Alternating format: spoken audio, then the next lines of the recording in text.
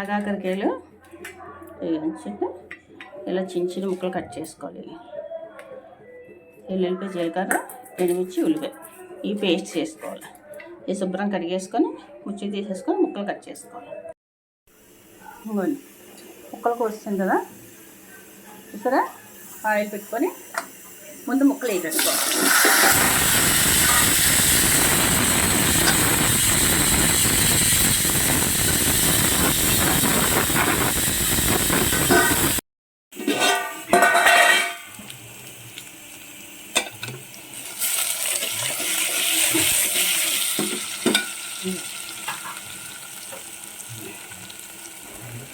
కొంచెం సాల్ట్ వేద్దాం, తొందరగా వేగుతుంది. మొత్తం బాగా వేగిపోవాలన్నమాట.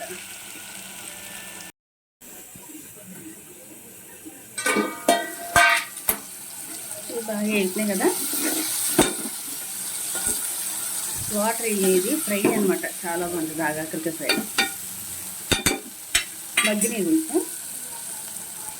ఇంకా ఎండుమిరపకాయలు, వెల్లుల్లిపాయ, జీలకర్ర, ధనియాల పొడి, పసుపు,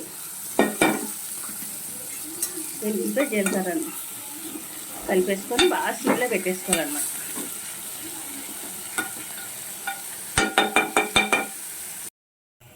బాగా పెట్టాం కదా, పెద్ద మంట మీద పెట్టి బాగా కలిపేసుకున్నాం. ఇంకా కారం అయ్యాం కదా మిరపకాయలు, ఇంకా సిమ్లో పెట్టేస్తున్నాను. బాగా సిమ్లో పెట్టుకొని మగ్గనిచ్చుకోవాలన్నమాట.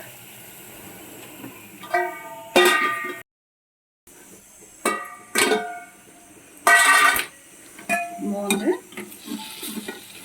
ఇలా దగ్గరికి వెళ్ళిపోద్ది అన్నమాట. చాలా బాగుంటుంది.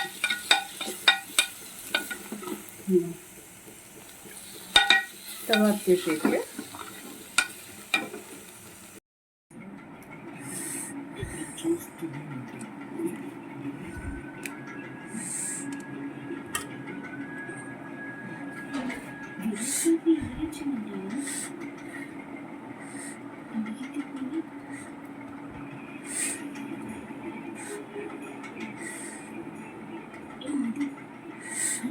కాలిపోతుంది.